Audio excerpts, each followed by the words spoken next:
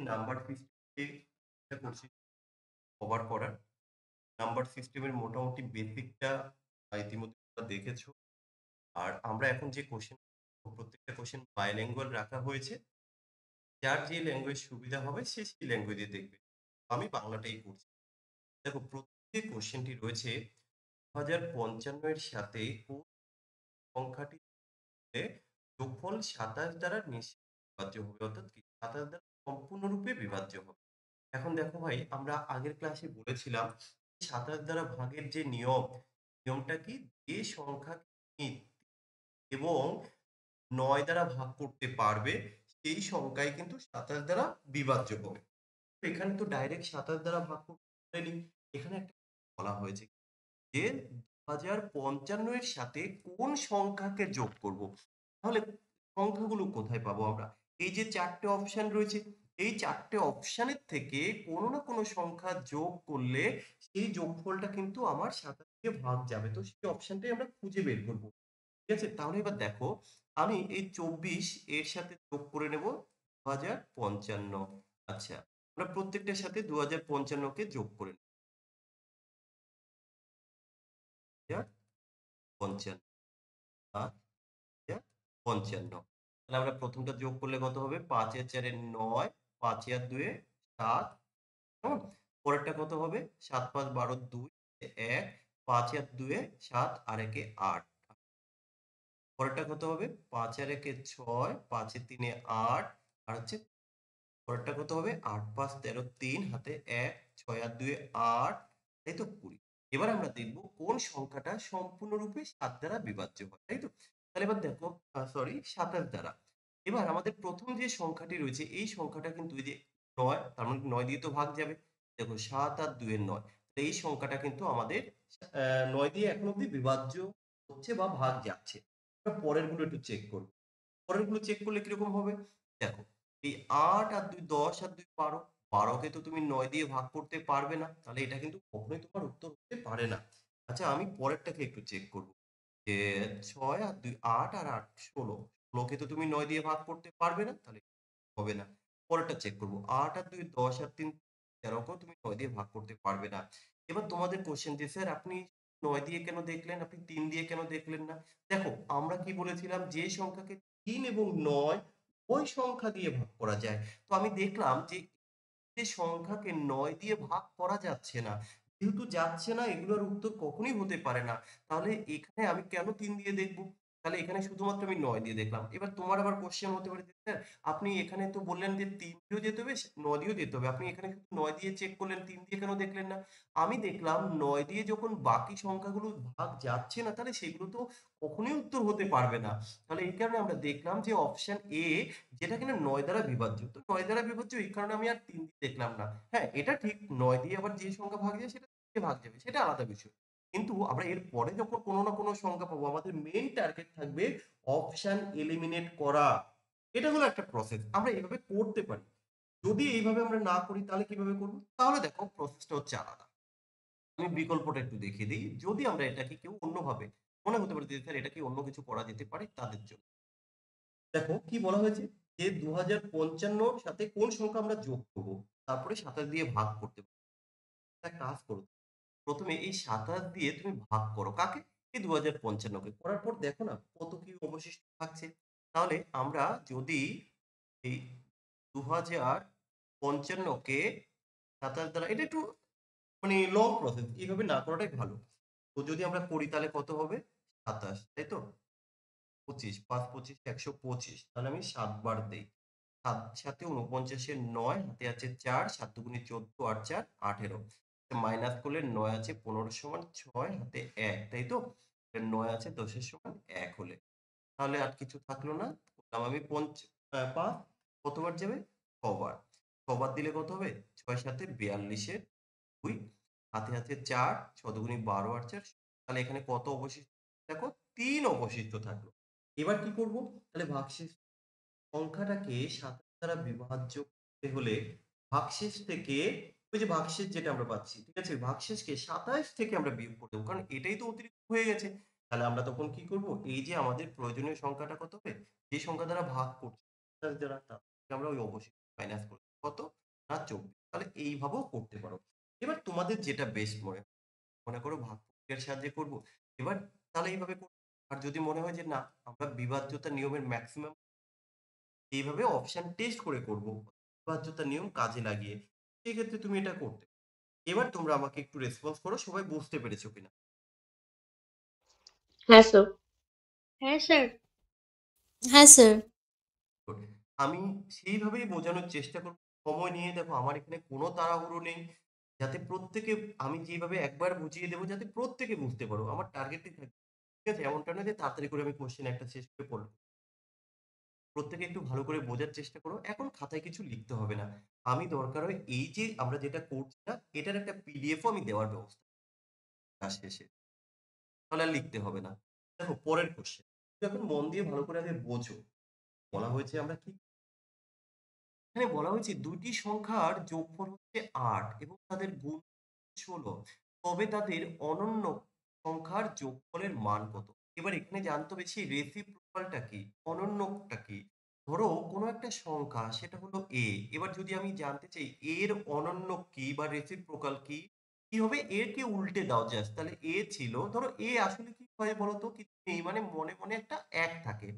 এবার রেসিপ্রোকাল বা অনন্য হচ্ছে কি যে সংখ্যাটা তাকে আমরা উল্টে দেব তাহলে উল্টে দিলে এটা কি হয়ে যাবে দেখো 1/a হয়ে যাচ্ছে। তো আমরা এইভাবে ডাইরেক্ট বলতে পারি যে সংখ্যাটা তাকে তুমি উল্টে দাও তার অনন্য। এবার এই কোশ্চেনটা আমি দুটো ভাবে তোমাদেরকে দেখাচ্ছি দেখো। প্রথমত প্রথমত একটু শর্টটা দেখাই। দেখো যাই হোক না কেন সংখ্যা দুটোর যোগফল কিন্তু ৮ হতে হবে। ঠিক আছে? আর সংখ্যা দুটোর গুণফল ৪ হতে হবে। এবার কি তাদের অনন্য। তো যদি আমরা দুটো সংখ্যা ধরতে পারি চলো প্রথমে একটু ধরো আমি একটা সংখ্যাকে এক্স ধরলাম আগে বোঝানোর জন্য। আরেকটা সংখ্যাকে ওয়াই ধরলাম যেহেতু আমি জানি না কেমন। এবার এদের অনন্য কি হবে তাহলে তুমি বলো স্যার সংখ্যাটা হবে অনন্য হবে এটার হবে 1/x আর এর হবে 1/y। এবার এখানে কি বলা হচ্ছে তাদের যোগফল এই যে যোগফল তো চলো আমি এখানটায় করলাম যোগ। তো এটার যোগ কি করে হয় আমরা লসাগু করবো লসাগু করলে কি হবে এই এক্স ওয়াই হবে আর উপরে কি হবে এক্স প্লাস ওয়াই হবে। এবার দেখো এখানে কিন্তু দুটো সংখ্যার যোগফল বলে দিয়েছে কত না ৮ আর গুণফল দেখো এই যে সংখ্যা দুটির গুণফল নিচে দেওয়া আছে কত না ১৬। দেখো এখান থেকে একবারে বসিয়ে দিতে হাফ। এটা হচ্ছে কি বললাম বুঝতে পেরেছো? হ্যাঁ স্যার। এবার এই যে যেটা বললাম আমরা যদি একটু অন্যরকম ভাবে ভাবতাম এরকম যে দুটো সংখ্যার যোগফল হচ্ছে ৪ এবং গুণফল দেখো তোমার একদম মানে ইজিলি হয়তো এরকম মাথায় আসে কিনা জেনে না দুটো সংখ্যার যোগফল ৮ আর গুণফল ১৬। আমি যদি সংখ্যা দুটোকে দেখো একটা ৪ ধরি দেখো তো ৪ এ ৪ এ ৮ হয়ে যাচ্ছে আবার গুণফল যখন করলাম তাহলে ১৬ হয়ে যাচ্ছে দেখো ইজিলি আমার এখানটা হয়ে যাচ্ছে। তাহলে ওদের অনন্য চেয়েছে দেখো তার মানে ব্যাপারটা কি হবে 1/8 প্লাস 1 বাই সরি 1/4 1/4 কত হবে 4 আর এটা হচ্ছে ৪। তো এইভাবেও জাস্ট এগুলোকে একটু কনসেপ্ট আর কিছুই। তাহলে এখানে আমাদের কিন্তু অপশন ডি হচ্ছে। বলো সবাই বুঝতে পেরেছো কি?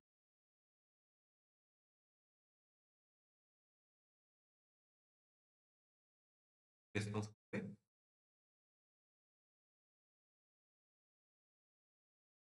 সবাই বুঝেছো? হ্যাঁ স্যার। হ্যাঁ স্যার। যখন জিজ্ঞেস করবে সাড়া দিও ভাই। পরের কোশ্চেন আমরা আগের দিন ১১ দ্বারা ভাগের নিয়ম দেখিয়েছিলাম। তো আজকে ১১ দ্বারা ভাগের উপর রয়েছে। দেখো বলা হয়েছে যদি 579 এর 2 সংখ্যাটি ১১ দ্বারা বিভাজ্য হয় তবে এই স্টার চিহ্নিত স্থানে যে সংখ্যাটি বসবে সেটা কত? তার মানে এখানে দেখো আমি যদি একটু 5 9 এখানে কিছু দিতে তারপরে এটা ১১ দ্বারা বিভাজ্য।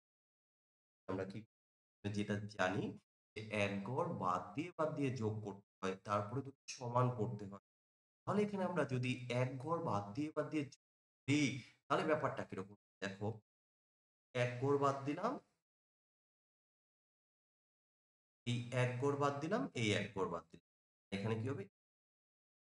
এবার আমাদের যেহেতু এই স্টার এর মানটা বের করা দরকার আমরা এটাকে বাম পাশে রাখবো তাহলে 7 তার সাথে আমরা স্টার যোগ আমাদের বাম পাশে থাকবে 7 প্লাস হচ্ছে 4 ইকুয়াল টু আমাদের ডান পাশে কি, তাহলে যেহেতু দুটো সমান করতে বলেছিলাম, তাহলে এখানে কি হবে ৫ আর ৯ কত? ১৪। ১৪ আর ২ কত? ১৬। ১৬। তো আমাদের তো স্টারের মানটা দরকার। ইকুয়াল টু কত হবে? 16 মাইনাস 7। ৭ আসে ১৬ সমান কত হবে? ৯ হলে, তাই না? তাহলে আমাদের এই যে স্টারের মান ৯। আমরা এখানটায় যদি ৯ বসিয়ে দেই, তাহলে আমাদের সংখ্যাটি কত? 11 দ্বারা ডিভিজিবল হবে। বলো এটা সবাই বুঝতে পেরেছো কিনা? হ্যাঁ স্যার। Yes. Yes, sir. বাকিদের রেসপন্স পাওয়া যাচ্ছে না। থেকে রেসপন্স চাই কিন্তু। হ্যাঁ স্যার, বুঝতে পেরেছি। ওকে, গুড। পরের কোশ্চেন। তো ৪ অঙ্কের সর্ববৃহত্তম আবার বর্গ সংখ্যাটি হলো, ৪ অঙ্কের সর্ববৃহত্তম মানে বড় হতে হবে, আবার সেটা বর্গ সংখ্যা হতে হবে। তাহলে এবার কি করে? তো হচ্ছে তোমরা জানো যে বর্গ সংখ্যার শেষে, বর্গ সংখ্যার শেষে কি থাকে? পারফেক্ট স্কোয়ার নাম্বারের, সেটা একটু এখানে আগে দেখি। ধরো যদি আমরা ১ এর বর্গ করি, তাহলে ১ হবে। ২ এর বর্গ করলে ৪ হবে। ৪ কোথায় হবে? শেষে হবে এগুলো। ঠিক আছে? ৩ এর বর্গ। যদি আমরা ৩ এর বর্গ করি ৯, ৪ এর বর্গ করলে ৪ হয়, ৫ এর বর্গ করলে ৫ ৫ ৫, ৬ এর বর্গ করলে ৬ ৬, ৭ এর বর্গ করলে ৯, ৮ এর বর্গ করলে ৮ ৮ ৪, ৯ এর বর্গ করলে ৯ ৯ ৮১। তোমরা স্কোয়ারের ক্লাস যদি কেউ দেখে থাকো, এখানে কিন্তু সুন্দরভাবে বলা হয়েছে যে কোন সংখ্যা পারফেক্ট স্কোয়ার কিনা সেটা আমরা ৪ টে দেখতে পাই। প্রথমত কি বলা হয়েছে? তাদের ডিজিট সাম, তাদের ডিজিট সাম মনে আছে কারো? তাদের ডিজিট সাম কত হবে? 1479। মনে নেই কারো? ভুলে গেছো? তোমরা দেখেছো সেই ক্লাসটা ডিজিট সামে? এখানে আমাদের বলা হয়েছে পারফেক্ট স্কোয়ারের নাম্বারের ক্ষেত্রে ডিজিট সাম অলওয়েজ 1479 হয়। Yes, sir. হ্যাঁ স্যার। তাহলে বলতে পারলে না কেন? মানে প্র্যাকটিসের অভাব। এই জিনিসগুলো কিন্তু কভার করবে। ডিজিট সাম 1479 হয়, এটা একটা কন্ডিশন। দ্বিতীয়ত পারফেক্ট স্কোয়ার নাম্বারের শেষে থাকবে বিনা কখনো কারণে 2। থাকবে, কি কি থাকবে? 1 থাকবে, মিউট করো। 1 4 1 4 5 6 9 00 থাকবে। তাহলে কি এটা থাকবে বলতে কোথায়? পূর্ণবর্গ সংখ্যার শেষে এই ডিজিটগুলো থাকতে পারে, আর থাকবে না, থাকে না। টোটালটাই দিয়ে দিই। 2378। যেটা আমি জিজ্ঞেস করব সেই জায়গাটা বলবে। যেখানে আমার জানার ছিল সেটা বলতে পারোনি। 2 3 7 8, কারণ ওই পয়েন্টটা আমার বেশি জানা দরকার ছিল, এটা বলতে পারোনি কিন্তু। যাই হোক, একটু প্র্যাকটিসে রাখো, কেমন? আচ্ছা, তাহলে দেখো ২ ৩ ৭ ৮ থাকবে না। তাহলে যাই হোক, এবার আমরা একটু কোশ্চেনে আসি। এখানে দুটো কন্ডিশন। প্রথমত কি সংখ্যাটা বড় হতে হবে। দ্বিতীয় কন্ডিশন কি? সংখ্যাটা বড় হতে। তাহলে এই জায়গাটা আমরা প্রথমত আমরা জানি পূর্ণবর্গ সংখ্যার শেষে 9 থাকতে পারে, 1 থাকতে পারে, 1 থাকতে পারে, 00 থাকতে পারে। তাহলে এখন অব্দি দেখে মনে হচ্ছে প্রত্যেকটাই পূর্ণবর্গ সংখ্যা হবে বা হতে পারে। তো দেখ আমাদের প্রথম রুলস আমরা এটা দিয়ে যদি দেখে থাকি তাহলে কিন্তু এখন আমরা বের করতে পারলাম না। চলে আসবো আমরা একটু অন্য মেথড, আমরা ডিজিট সামটা একটু দেখি। যে ডিজিট সাম 1479 কোথায়? আমি যদি প্রথম অপশনটাকে চেক করি, এখানে ডিজিট সাম কিন্তু ৯ চলে আসবে। এখানেও ডিজিট সাম ৯ চলে আসবে। এখানেও ডিজিট সাম ৯ চলে আসবে। এখানেও ডিজিট সাম ৯। তাহলে আমাদের দুটো প্রসেস ফেল হয়ে গেল। আমরা কিন্তু পারলাম না। আচ্ছা, এখানে আরো একটা যদি পারফেক্ট স্কোয়ার নাম্বার হওয়ার আরো একটা রুলস রয়েছে। আমরা ১ থেকে ২৪ পর্যন্ত সংখ্যার বর্গ করব। বর্গ করলে তার শেষে কিরকম? ধরো আমি এখানে করলাম যে ২৪ এর বর্গ, ভালো করে বুঝবে। ২৪ এর বর্গ কত? ৫০০। এই যে শেষের দুটো সংখ্যা আর আমার এখানের কোশ্চেনের শেষের দুটো সংখ্যা যদি মিলে যায়, তাহলে কিন্তু সেটা পারফেক্ট স্কোয়ার নাম্বার হওয়ার একটা সম্ভাবনা রয়েছে। হবেই এটা আমি বলছি না, হওয়ার সম্ভব। এই নিয়ম অনুযায়ী দেখো আমরা 10 এর স্কোয়ার করলে 100, শেষের দুটো মিলে যাচ্ছে। 9 এর করলে 81, যদি আমরা এখানে আর কিসের করি, উম, যদি আমরা 1 এর বর্গ করি, 1 ধরছি, এককে 1 তাহলে 2 ডিজিট এটাও আসছে, 99 কিন্তু আসবে না। তাহলে এই প্রথম সংখ্যাটাকে আমরা এখান থেকে বাদ দিতে পারি, কারণ 1 থেকে 24 পর্যন্ত সংখ্যার স্কোয়ার করলে তুমি কখনো কোনো সংখ্যার শেষ পাবে না। এটা হলো একটা বিষয়। আর কি, এবার তাহলে এই বাকি 3টে আমার থাকলো, এই 3টেকে আমি চেক করব। বাকি কি রয়েছে আমাদের, এই যে অপশন যেটা থাকবে, এখানে একটা রুলস শেষে দুটো সংখ্যা মানে দুটো জিরো থাকবে, এটা আমরা জানি। কিন্তু এর থেকে বড় কিছু আছে কিনা সেটা একটু, কারণ এটা তো আর সবথেকে বড় নয়। এবার বাকি রয়েছে এই দুটো সংখ্যা, এই দুটোর মধ্যে থেকে এবার কি করে বলবো বলো তো এটা, মানে এমন সংখ্যা তাহলে কি করে আমরা বলবো? দেখো, সবার প্রথমে 4 অঙ্কের বৃহত্তম সংখ্যা এটা আমরা প্রত্যেকে জানি যে 4টে নয়। কিন্তু 4টে নয় এটা কখনোই পূর্ণবর্গ নয়। তুমি এইভাবেও কিন্তু অপশনটা এলিমিনেট করে দিতে পারতে। আচ্ছা, এবার ঘটনা হচ্ছে তুমি যদি একটু এটাকে অন্যরকম ভাবে ভাবতাম, কারণ এইভাবে কিন্তু দেখো আমরা দেখালাম তুমি কিন্তু এখানে ধরতে পারছো না বা আমরা ধরতে পারছি না, তাই না? তাহলে এবার এখানটা আমরা কি করছি, যদি আমরা 100 এর বর্গ করি, দেখো ভালো করে বুঝবে, এই যে সংখ্যাটা 4 অঙ্কের বৃহত্তম, তুমি 100 এর বর্গ ইজিলি করতে পারো। 100 এর বর্গ করলে তুমি জানো কত হয়, 1 লিখবো আর দুটো সামনে 4টে শূন্য দেবো। তাহলে এটা 10,000 হয়ে গেছে। তাহলে দেখো আমরা এখানে 100 এর বর্গ করলে হয় কত, 10,000। তাহলে এখানে তো 10,000 সংখ্যা নেই, তাহলে তার থেকে এক ঘর পেছনে আসো, এটা হবে কত, আমরা 99 এর স্কোয়ার করাটা তোমাদের হয়তো দেখানো হয়নি, দেখিয়ে দেবো। 99 এর যখন আমরা স্কোয়ার করবো কত হবে, চলো একটু দেখি। 99 কে আমরা এইভাবে লিখতে পারবো, 100 মাইনাস, এইভাবে লিখতে পারবো। এটাকে আরো একভাবে করা যায়, সেটাও আমি দেখ, 100 এর স্কোয়ার করলে তোমরা জানো কত হয়, 10,000, তাই তো? আচ্ছা, a square minus 2ab plus b square. তাহলে এবার আমরা 2ab যদি করি, এটা কত করলাম, 100, তাহলে 2ab কত হবে, 2 ইন্টু 100, তার মানে একবারে 200, প্লাস কত, b স্কোয়ার অর্থাৎ 1 হয়ে যাচ্ছে। 10,000 থেকে যদি 10,000 একের থেকে যদি আমরা 200 বাদ দিয়ে দিই, কত হবে বলো তো,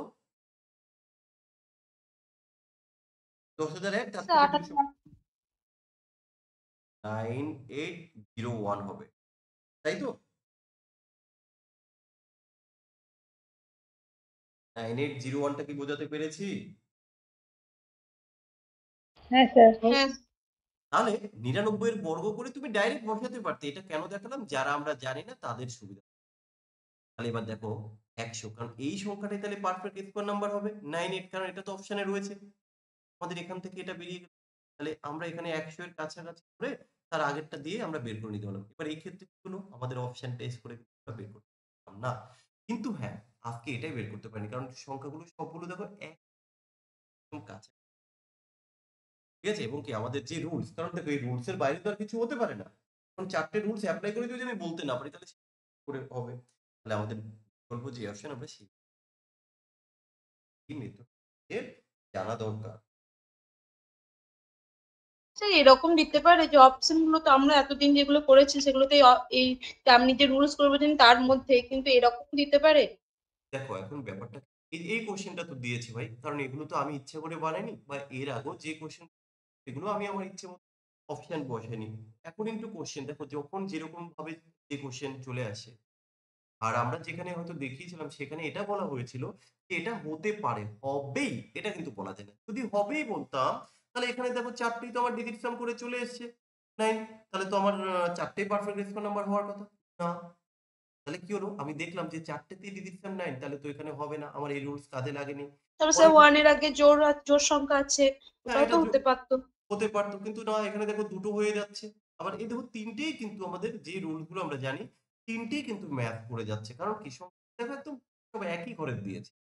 যদি আজকে সংখ্যাগুলোর ডিফারেন্সটা আরো হিউজ থাকতো, তাহলে হয়তো হয়ে যেত। ঠিক আছে, তো ব্যতিক্রম ধরনের কোশ্চেন পেলে আমরা কিভাবে সলভ করবো সেটাও এখানে দেওয়া হয়েছে। যদি কপাল খুব একটা খারাপ না হয়, বলা যায় না এরকম type হয়। আর আমি এখানে যে কোশ্চেন গুলো রেখেছি এগুলো ম্যাক্সিমাম এরকম টাইপের কোশ্চেন। আরো এখানে যে খুব কোশ্চেন এরকম না, সহজ কিন্তু হয়তো দেখা গেলো কিছু যাই হোক চলো আমরা পরে। আচ্ছা সবাই বুঝতে পারছো তো মোটামুটি? হ্যাঁ স্যার। হ্যাঁ স্যার। পরের যে কোশ্চেন, ২৪-এর সমস্ত গুণনীয়কের যোগফল কত? তাহলে এবার আমাকে গুণনীয়কগুলো জানতে হবে। হ্যাঁ, গুণনীয়ক আর গুণিতকটা কি সবাই জানো? ফ্যাক্টরাইজেশন দেখো, হ্যাঁ স্যার। ছোটভাবে আমি এখানে দেখিয়ে দিই। তুমি যদি গুণনীয়ক বের করো তাহলে ২৪-কে কোন কোন সংখ্যা দিয়ে তুমি ভাগ করতে পারবে, সেটা হচ্ছে গুণনীয়ক। আর ২৪ দ্বারা কোন কোন সংখ্যাকে আমরা ভাগ করতে পারবো সেটা হচ্ছে গুণিতক। ২৪-এর মাল্টিপল। তাহলে ২৪-কে তুমি কি কি দিয়ে ভাগ করতে পারবে? তুমি ১ দিয়ে ভাগ করতে পারবে, তুমি ২ দিয়ে ভাগ করতে পারবে। এখানে প্লাস কেন দিচ্ছি? কারণ ওই গুণফল চাওয়া হয়েছে। তাহলে ২ দিয়ে হবে, ৩ দিয়ে ভাগ করতে, ৪ দিয়ে পারবো, ৬ দিয়ে পারবো, ৮ দিয়ে পারবো, ১২ দিয়ে পারবো, ভাগ করতে। এবার যদি আমরা এটাকে যোগ করে আসবে হবে ৪ আর ২ ৬, ৬ ১২, ১২ আর ৮ ২০, ২০ ২৭, ২৯, ৫ আর ১ ৮, ৮ আমাদের। ঠিক আছে? স্যার এই অঙ্কটা যদি ডিজিট সাম করতেন তাহলে মানে তাহলে কি করে করতেন এই যোগটা? এই যোগ কেন আমি ডিজিট সামে করতে যাব?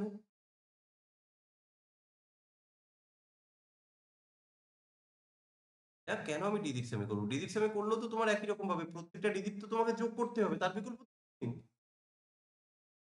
প্রত্যেকটা ডিজিট যোগ করতে হবে করে তুমি দেখতে, হ্যাঁ শেষে আমার জিরো আসছে, তাহলে ঠিক আছে এখানে জিরো কোথায় আছে, এটাই আছে, বাকিগুলো করাতে হবে।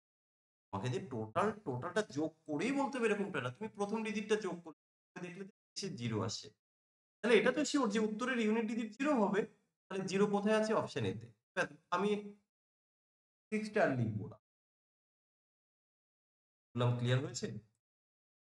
হ্যাঁ স্যার। ঘটনা হচ্ছে তোমরা এতজন ক্লাসে রয়েছো, কয়েকজনের আওয়াজ শুনতে পাচ্ছি। প্রত্যেককে আবারও রিপিট করছি, প্রত্যেকে বোঝানোর পরে হ্যাঁ অথবা নাটা কিন্তু বলবে। লাইভ ক্লাস চুপচাপ থেকো, শিখতে পারবে না ভাই। এখানে ভয়েরও কোনো ব্যাপার নেই, লজ্জারও কোনো ব্যাপার। আর ওই শিখতে গেলে একটু বকাঝকা খেলে কি আছে? খেয়ে নাও ভাই। পরের কোশ্চেন দেখো, একটা একাধিক পছন্দের পরীক্ষা, একাধিক পছন্দ এমসিকিউ টাইপ বা মাল্টিপল হয়। এই পরীক্ষায় যদি আমরা প্রতিটা সঠিক প্রশ্নের জন্য ৮ নাম্বার করে দেওয়া হবে। আর যদি আমরা ভুল উত্তর দেই তাহলে কিন্তু ৫ নাম্বার করে কাটা হবে। যদি ২৬টা প্রশ্নের উত্তর করার পর রঘুর নাম্বার 0 হয়ে যায়, সে এতগুলো সঠিক করেছে দেখো, মানে পরীক্ষার সময় অনেক প্রশ্নের উত্তর করলেও যে সে ভালো রেজাল্ট করবে এটা নয়। দেখো এর হাল অবস্থা দেখো, সে ২৬টা প্রশ্নের উত্তর দিয়েছে কিন্তু সে নাম্বার পেয়েছে। যা বলো তার এত উত্তর ২০টা দিয়ে 0। তাহলে সে কতগুলি প্রশ্ন সঠিক উত্তর দিয়েছে। এটা কি বুঝতে পেরেছো?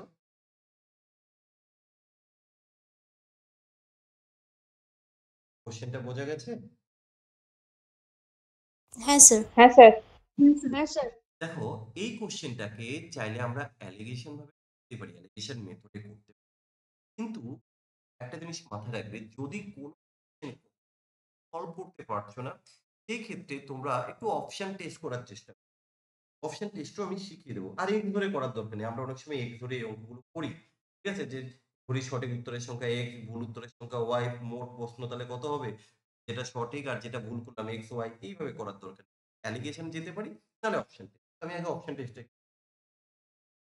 দেখো, উম, উম, আমি যদি অপশন থেকে যেকোনো একটা ধরো, তোমরাই বলো আমি বলবো না, তোমরা বলো কোনটাকে ধরবো, কোনটা ধরে করবো।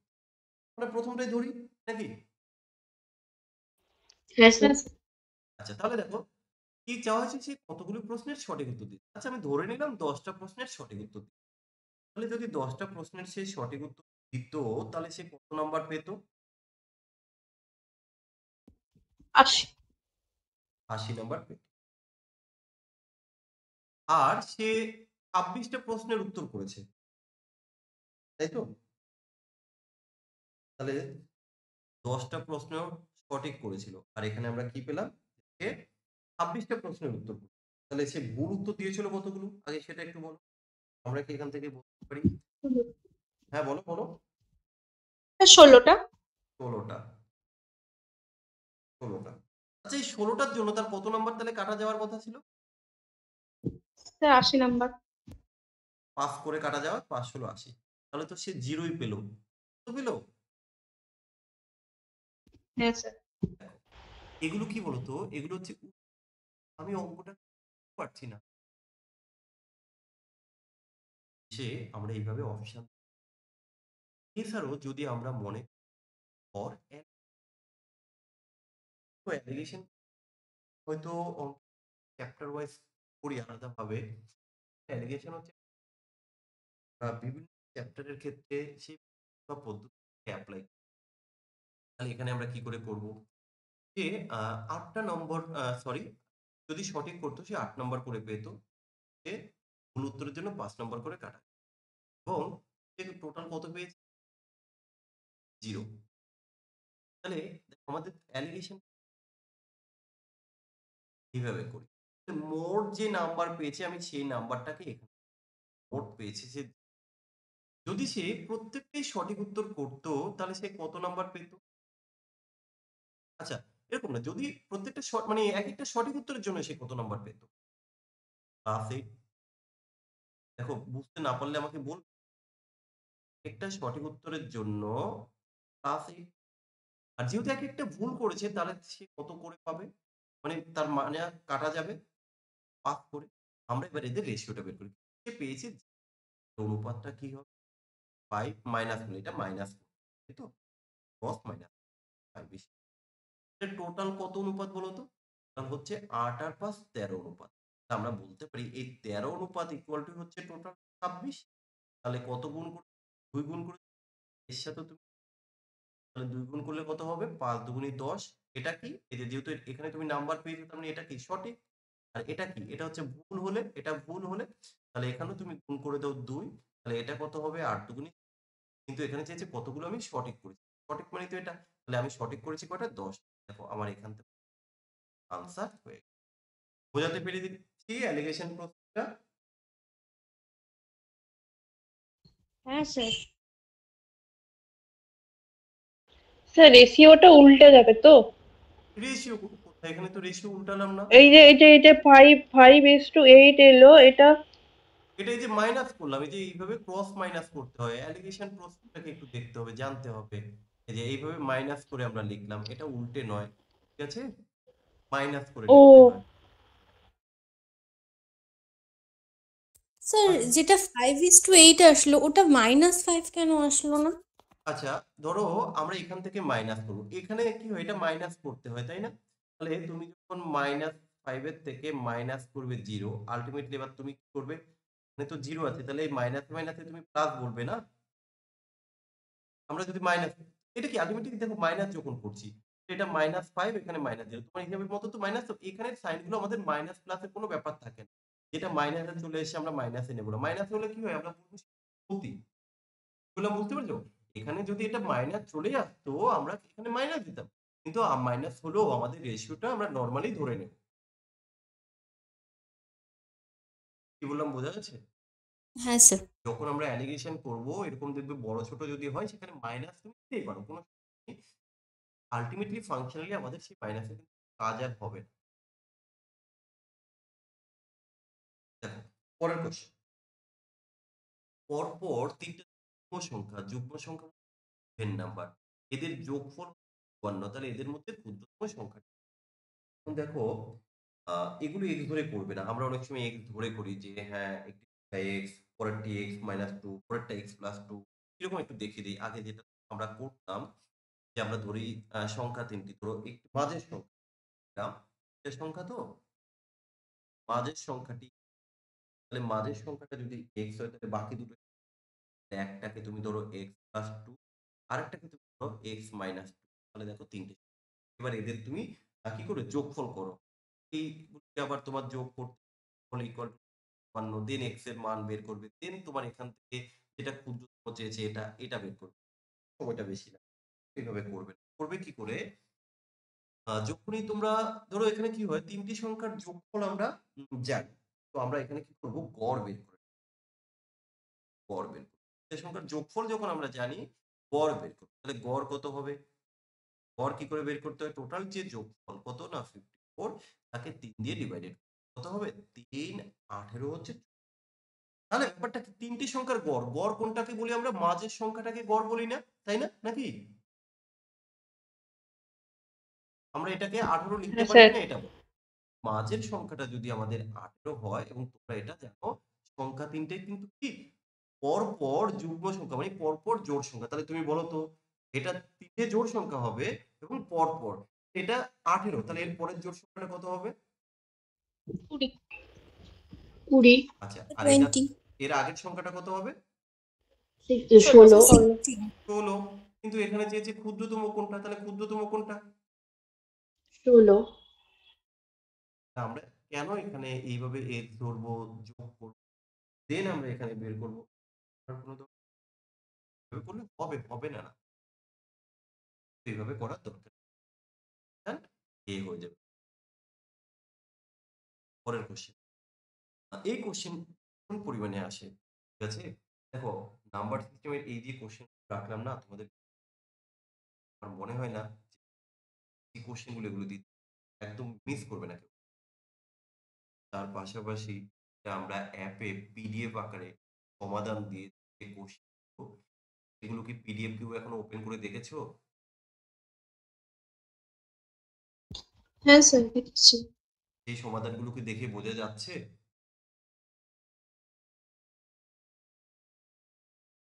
হ্যাঁ স্যার। বাকিরা কি দেখার সময় পাওনি? স্যার আমি বুঝতে পারিনি পিডিএফ গুলো। আচ্ছা, বাকিরা এখনো তো অনেকে আছো। স্যার আমি তো নিউ, আমি দেখে নেব।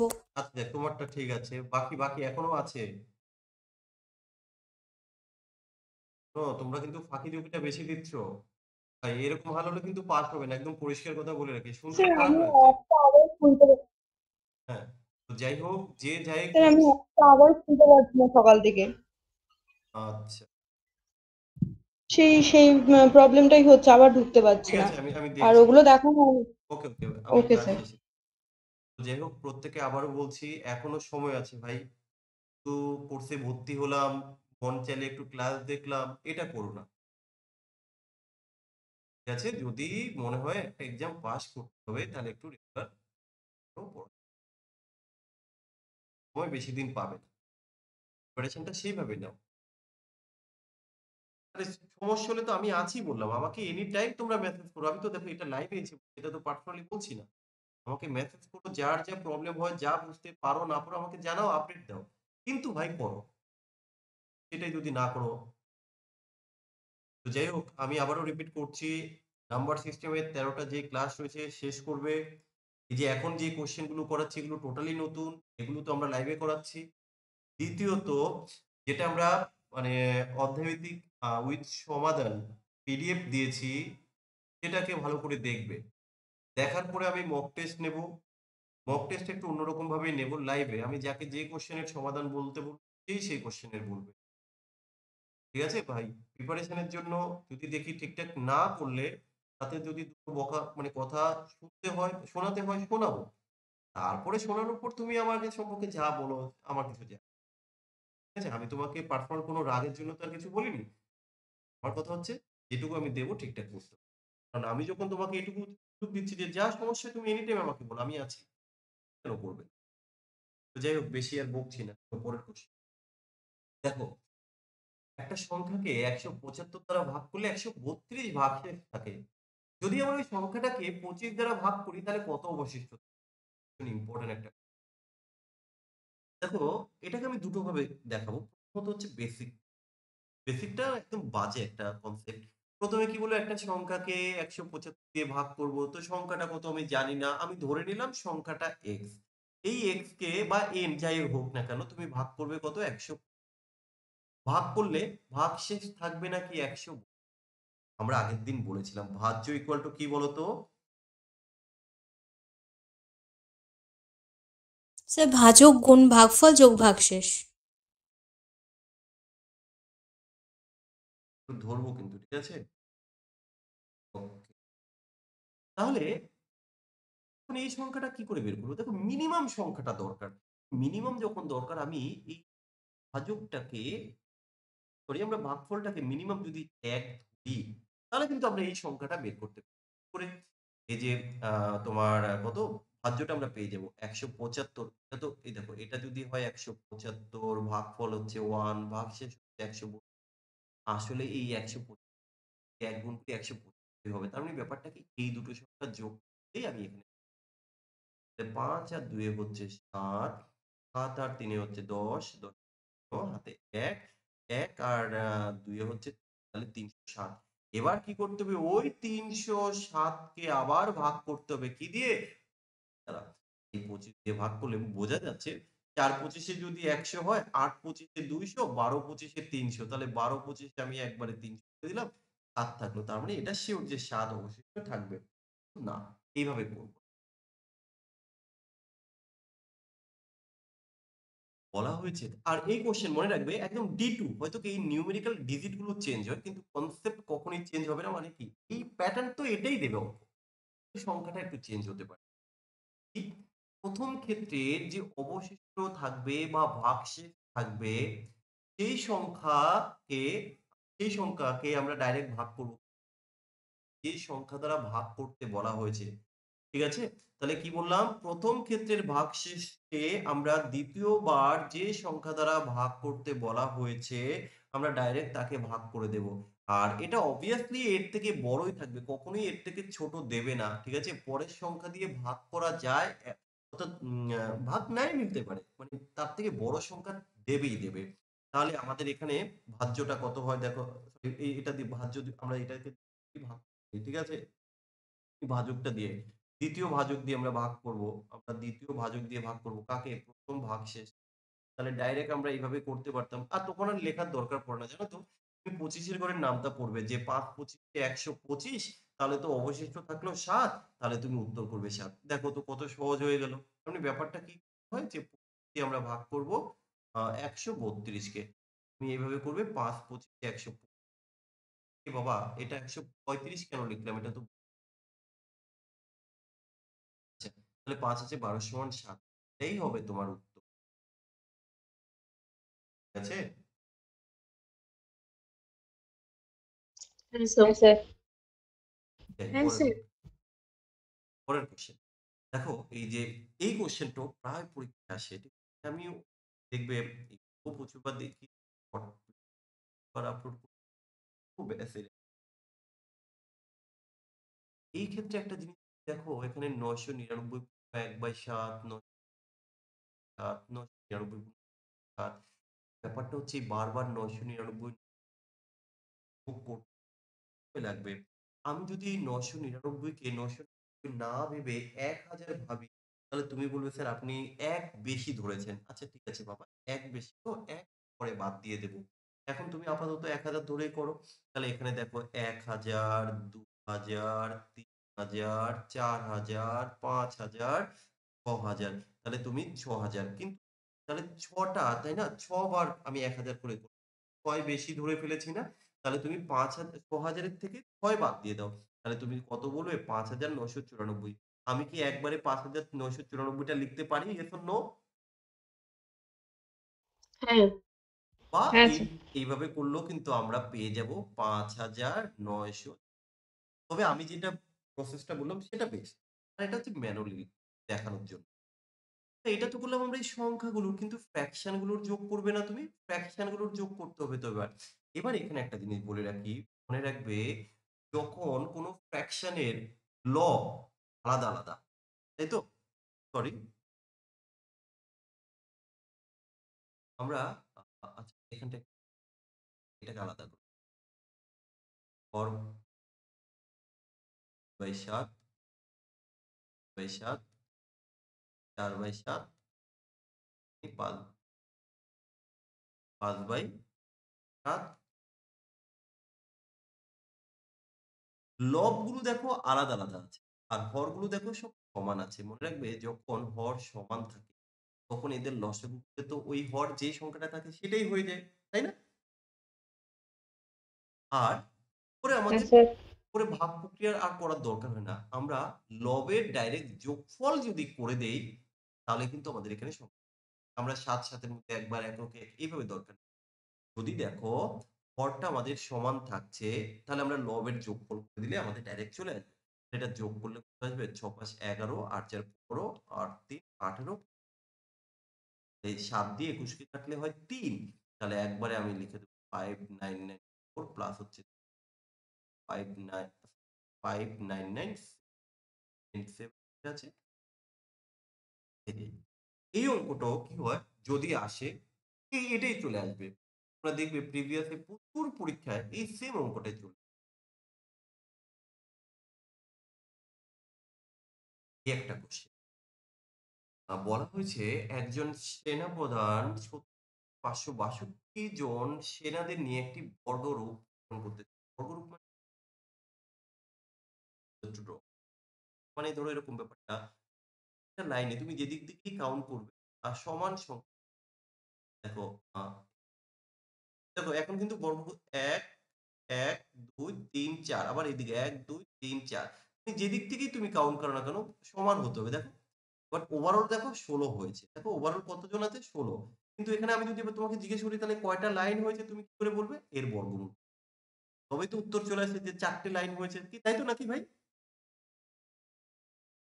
এটা বর্গক্ষেত্র মানে হ্যাঁ কি? স্যার।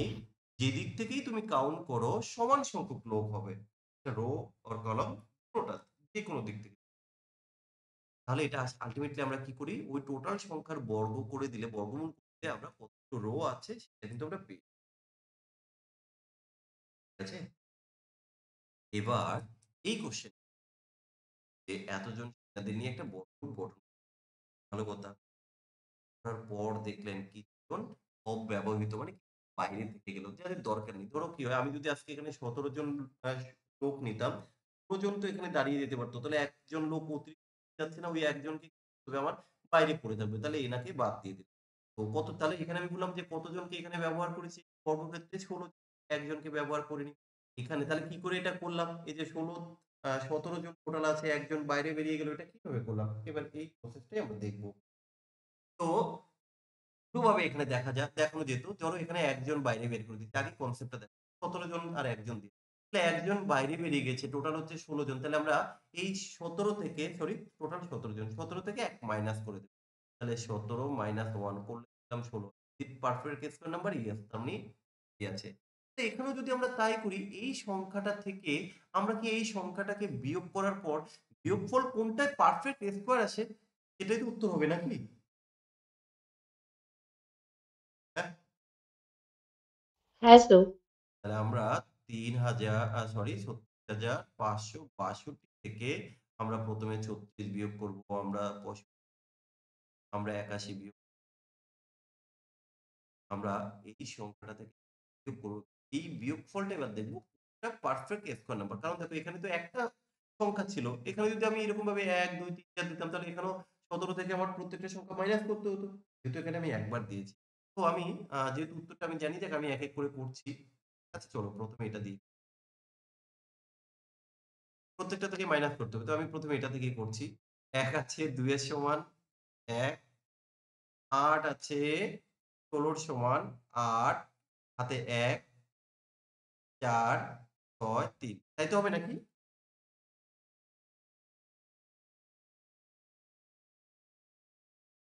৬ আছে ১২ র সমান ৬ হলে আমি আর করলাম। কেন করলাম না? আমরা জানি আচ্ছা হবে না। ৫ আছে ১২ র সমান ৭, ৭ আছে ১২ র সমান ৭ আছে ১২ র সমান ৫, হাতে আছে ১, ১০ আছে সমান ৬। আচ্ছা এই দেখো এটার আমি ২ ঘর করলাম। বেশি বিয়োগ করলাম না কিন্তু। এটার ক্ষেত্রে আমি ২ টা বিয়োগ করলাম। এটার ক্ষেত্রে আমি ১ ঘর করলাম ৬ আছে ১২ ৬ হাতে ১ ৪ ২৬ করলাম এখনো। এটার ক্ষেত্রে একটু করে দেখি ৬ আছে ১২ র সমান ৫ হাতে ১ ৭ ৭ আছে ১৬ র সমান কত হলে ৭ ৯। এবার এখানে একটা কথা। তোমরা তো জানো পূর্ণবর্গ সংখ্যার শেষে কি কখনো ৭ থাকে ভাই? না। না স্যার। তাহলে এটা বাদ। ৭ থাকে। এই কারণে বাদ। আচ্ছা পূর্ণবর্গ সংখ্যার শেষে তোমরা জানো ৫ থাকে কিন্তু ৫ থাকলে হয় না। তার আগের সংখ্যাটা সবসময় কি হতে হবে? 2 ইয়েস, গুড। সবসময় 2 থাকবে। তাহলে তো কন্ডিশন অনুযায়ী এটাও পূর্ণবর্গের সংখ্যা হলো না। বাকি রয়েছে কি? 6 আর হচ্ছে 81। আচ্ছা, এমন কোন সংখ্যা আছে তুমি বলো তো 1 থেকে 24 যেখানে বর্গ করলে সে দুটো সংখ্যা 26 পাবে? না। 1 না থেকে স্যার। পাবে না না। স্যার।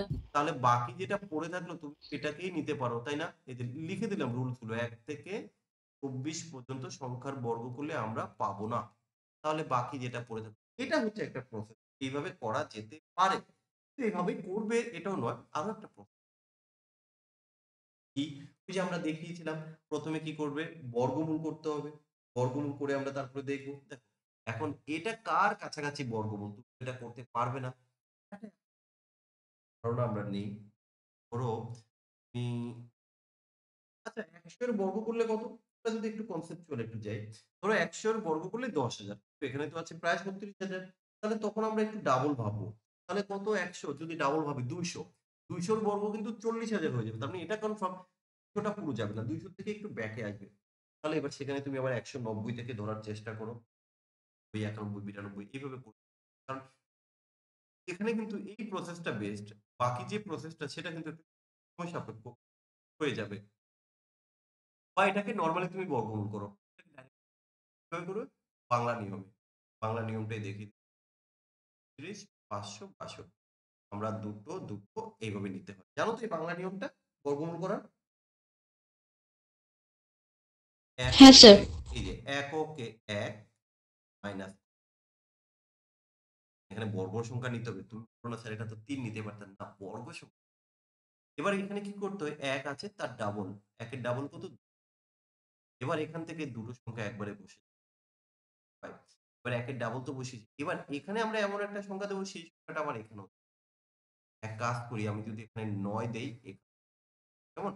তাহলে এবার দেখি 9 নং 81, 1 হাতে আছে 8, তাই তো? 9 দুগুণী 18 আর 8 কত? 26। তাহলে ও থাকলো পড়ে 4। এবার কি করব? এই যে লিখে দেব 62, 62। এবারে এখানটায় আমরা কত লিখব? এই যে 19 তার ডাবল লিখে দেব 38। এবার আবার আমরা করব কত? এখানে 1 দিলাম, এখানে যে সংখ্যা দেব এখানে সেই 81। চলো করো মাইনাস, মাইনাস করলে কত হবে? 1, 8। দেখো 81। তাহলে এই 81 জন অতিরিক্ত থাকলো। এখানেও এইভাবেও কিন্তু তুমি করতে পারো। তাহলে একটা কি বাংলা মেথড, মানে গুণ করো যে সংখ্যাটা শেষে অবশিষ্ট থাকবে সেই সংখ্যাটা বাদ দিতে হবে। আরেকটা কি আমরা অপশন, কোনটা বেস্ট মনে হচ্ছে? অপশনটাই। স্যার প্রথম প্রসেসটা। যাই হোক, যার যেটা যেটা বেশি কমফোর্টেবল ফিল করছে সেটা ভালো লাগবে আচ্ছা পরের কোশ্চেন, যে এবার একটা মারাত্মক একটা কোশ্চেন। দেখো একটা সম্পত্তির এগুলো কি হয়, আমরা এক্স ধরে করতাম, এক্স ধরে করার দরকার নেই, উইকিক নিয়েও করার দরকার নেই। তবে হ্যাঁ আমি দেখিয়ে দেবো না। দেখো একটা সম্পত্তির 0.25 অংশের দাম 15,000 টাকা। ওরা জানতে চেয়েছে সম্পত্তির 0.3 ইন্টু 5 অংশের ব্যাপারটা হচ্ছে, আমি যদি এটা বলি প্রথম অন্যভাবে দেখো প্রসেস, আর এটা হচ্ছে আমাদের যেটা বের করতে হবে বা টার্গেট, টার্গেট যেটা আমাদের বের করতে হবে। আচ্ছা তুমি বলো তো, এখানে 0.25 অংশ আছে, তো আমি এটাকে 0.25 লিখে দিলাম প্রথমে, ইস্টু পরে আমাদের কতটা বের করতে হবে বলো তো? এই দুটো গুণ আকারে রয়েছে না, তাহলে এটাকে গুণ করেই দেখি কত হয়। এটা গুণ করলে কত পাবো? কত হবে বলো তো? 3 5 15, 3 করে আগে দশমিক। কি এটা পাবো? দেখো তো ঠিক করলাম না ভুল?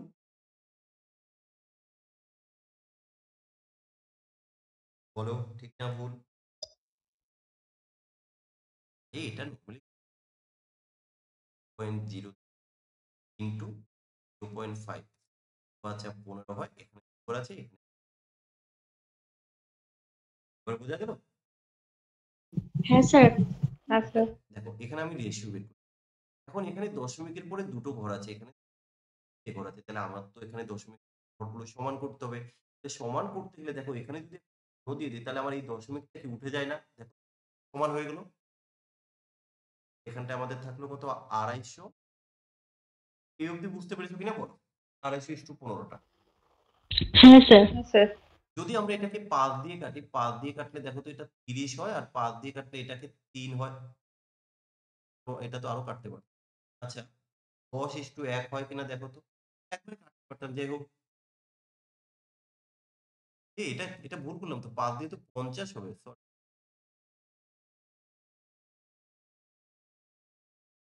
5 দিয়ে কাটলে 5 50 এ 250, 5 দিয়ে কাটলে। এই অবধি ঠিক আছে? হ্যাঁ স্যার। হ্যাঁ স্যার। আচ্ছা ভাই দেখো কোশ্চেনে বলে দিয়েছে প্রথম অংশের দাম, এই অংশের দাম। তার মানে কি এই অংশের দাম, এই দামটা কত টাকা বলে দিয়েছে দেখো 15,000। ওরা এই অংশের দাম চেয়েছে। তার মানে কি এই অংশ দ্যাট মিন এই অংশের দামটা চেয়েছে। তুমি এই 50 একটা শূন্য একটা শূন্য কেটে দাও। তাহলে 50 এর থেকে এটা 1500 হয়েছে। 30 গুণ করেছো। এখানেও ভাই 3 3 3 900 এই যে 900। এই 300 900 তাই না? 5 দিয়ে আমরা 15,000 1500 কে কাটি তাহলে 300 হয় না? বলো বুঝতে পেরেছো কিনা?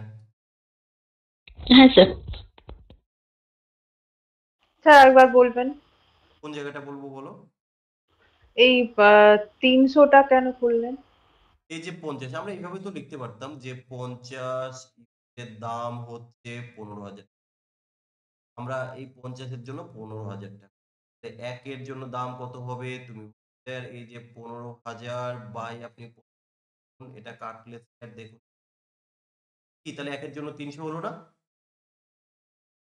হ্যাঁ কিন্তু আমার তো এখানে কতর জন্য বের করতে হবে? 3 এর জন্য। তাহলে স্যার 3 এর জন্য হবে 3 ইনটু 3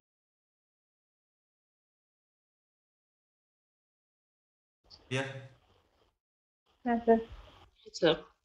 তাহলে দেখো সময়টা কিন্তু অনেকটাই চলে গেছে। আমরা বেশি পারলাম না।